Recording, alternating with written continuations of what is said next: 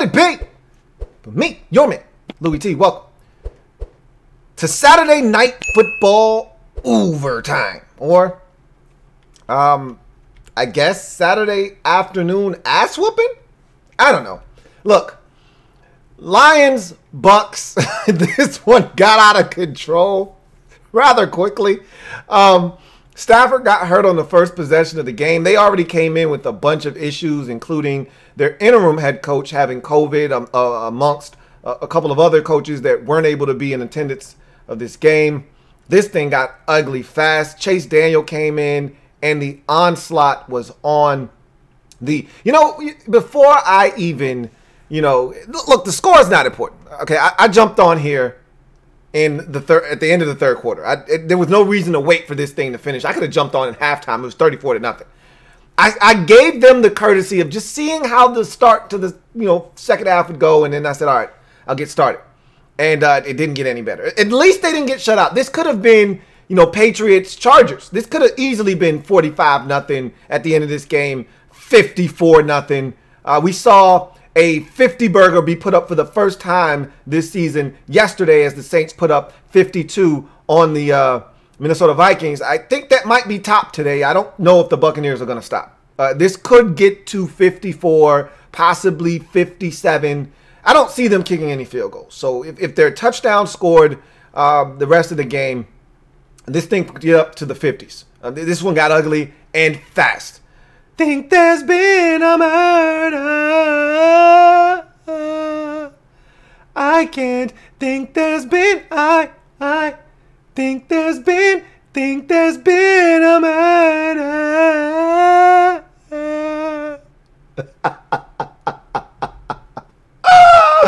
Woo! This was a hell of an ass whooping of epic proportions. And you know what? Let's just focus on the things that matter here. Okay, we can sit here, we can laugh at the poor, destitute Detroit Lions. We've done that enough over the years. We don't need to put salt in the wound, okay? We already know they're bad. They know they're bad. They got to find a new GM. They got to find a new head coach. They may be looking for a new quarterback. We'll talk about that here in a second, but let's just focus on the things that matter, okay? Yeah, it's 47-7. I'm aware, okay? If you're Tampa Bay, this is exactly what the doctor ordered. This is what I told Pittsburgh to do.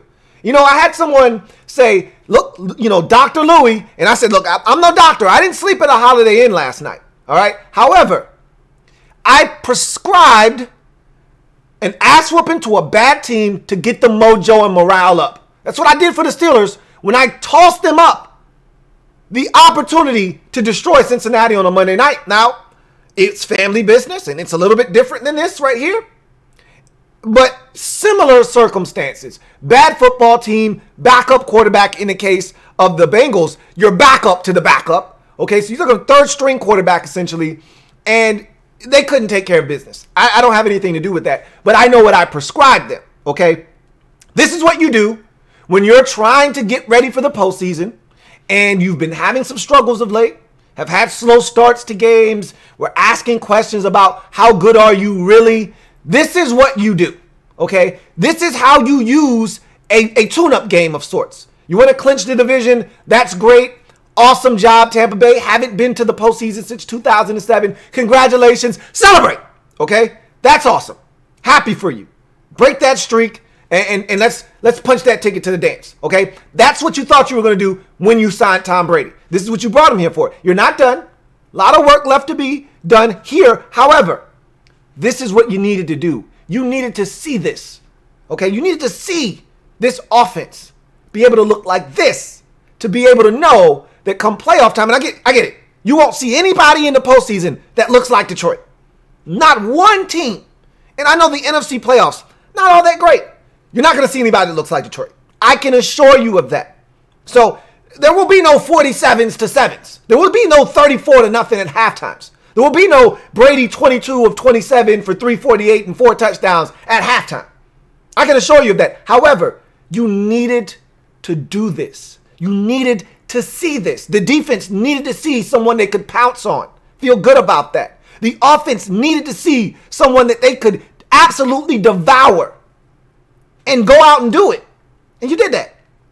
This does nothing but further your confidence heading into the postseason. And so this is a big one for you if you're Tampa Bay. You needed to do this. Had this game ended up being 27-24 and you barely eke by, there are some serious problems here. Instead, you feel good, you know what we're capable of, and you need to take this, bottle it up, and pop the top on it once the postseason begins. We know this Tampa Bay Buccaneers team is capable. They just need to be able to do this consistently. Now, I'm just telling you, you're not going to see a team like this again the rest of the season. Even next week, when you finish up the season against, I believe it's Atlanta, once more, you won't see this. You know, no matter who's playing for the Falcons, you won't get this kind of opportunity. But nonetheless, kudos to you for doing what you need to do. And also, kudos to you for clinching a playoff berth in 2020. 13-year drought for the Buccaneers, no longer the case. Congratulations. Now, let's get to the Detroit Lions. I'll say this. One thing about the game. One thing. This game could have gone in a totally different direction. And generally, when you're getting your ass beat 47-7, there isn't just one play that changes everything. But in this case, there is actually one play that changed everything. Now, maybe the ass whooping was still going to come anyway, but maybe it wouldn't have come so suddenly. Maybe it wouldn't have been an avalanche of ass whooping. Maybe it would have come over time, progressively, you know? Maybe you would have been able to dip your toe in the ass whooping pool, per se. Maybe you would have been able to say, Maybe you would have been able to ease your way into this ass whooping instead of it just being dumped on you. Offsides penalty on the first possession of the game on Everson Griffin. All right. You have the Buccaneers stopped. You sack Tom Brady. You're getting off the field. It's 0-0. You're feeling good about yourself. Everson Griffin is offsides. It turns from a 4th and about 16 and a punt to 3rd and 4. Brady throws a first down conversion to Chris Godwin for about 9. The game was never the same. They go down, they score a touchdown. Stafford gets hurt. They go down, they score another touchdown. The rest is history. Okay? That one penalty changed everything. Everything. Enough of the game. You were going to get your ass beat anyway. Just, I don't know how badly and I don't know how quickly, but you're going to get your ass beat anyway. It's 47-7.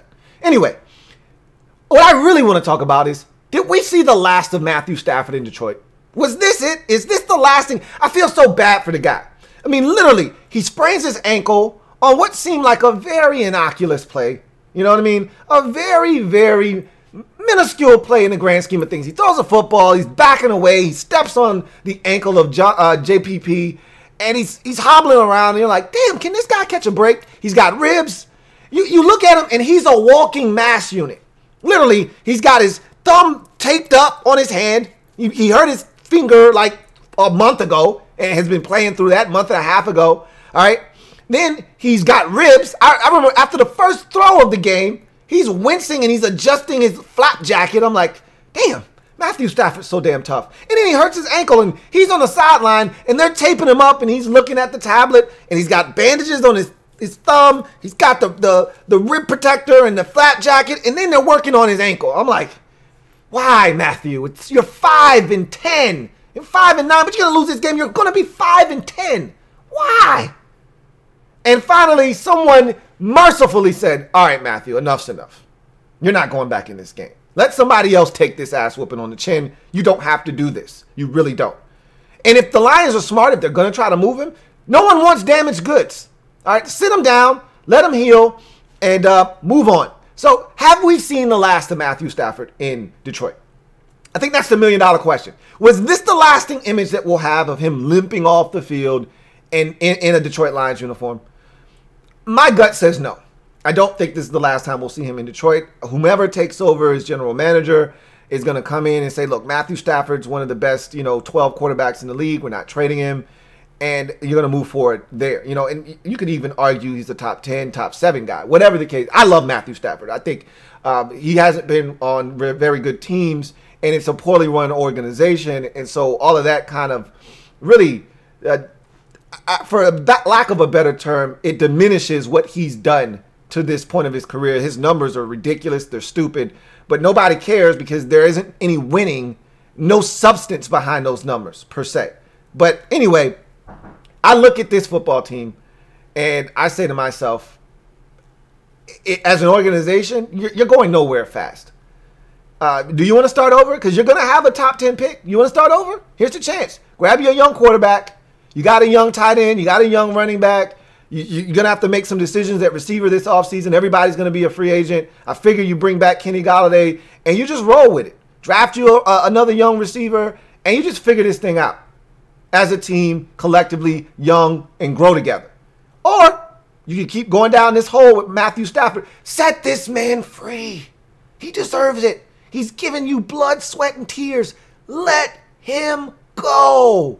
It's best for everyone if we just end this thing now. Let him go win somewhere. You go start over, and we'll see what happens. But we already know what doesn't work. Matthew Stafford in Detroit doesn't work. Let him go. Let him be free. So I think this might have been the last time we see Matthew Stafford. It could be. I still don't think it will be. However, depending on who takes over as general manager and what their vision is for this football team moving forward, and if they can convince the ownership that this is the way to go, and you're going to get a big haul for Matthew Stafford if you trade him, so it's going to help you speed up the process. I don't know, just something to think about. This team isn't going anywhere. They haven't been going anywhere, and at this point, what's the hope if you're a Detroit Lions fan right now? What's the hope? That somehow magically you get the right guy as your head coach and he takes Matthew Stafford and his team and you guys win 12 games and somehow magically become a contender in the NFC? It's not happening. It's not happening. So just hit the reset button and see what that brings you. I don't know. To me, that's the one important thing from this game. Nothing about this game for Detroit was of any importance other than you got your ass whooped. And now you're going to be 5-10 on the season, and nobody cares. Nobody cares. You don't have a coach. You don't have a GM. Your interim coach wasn't even coaching the game today. You stink. But you have an asset that people want. His name is Matthew Stafford. Use that piece wisely. Because that is what he is for you now. He is no longer your starting quarterback. He is now a tradable asset. Use it. You can get something for him and help you fast track this team's rebuilding process. Because essentially that's what it is. You're going to have a bunch of free agents this year. You need to start over. Figure out what guys are a part of the future, what guys aren't, and move on. I think it's best for everyone. Anyway, I digress. I don't really have much more for you in this game. Chris Godwin looks like the Chris Godwin that we were expecting to see when the season started. Looks like he's finally healthy from all the injuries, concussions, things of that nature. He looked good, had a one-hand stab in the end zone. He had like 6 receiving touchdowns in the first half, but like 2 of them got called back due to penalty. Gronk with a big touchdown on the opening possession. Everybody was getting some. You know, Gronk got one, L.A.B got one, Evans got one, Godwin got one. Everybody's getting some. And that's what happens when there's a murder taking place like there was in Detroit today. So I don't know what the score is. You don't know what the score is. Who cares what the score is? Game's over.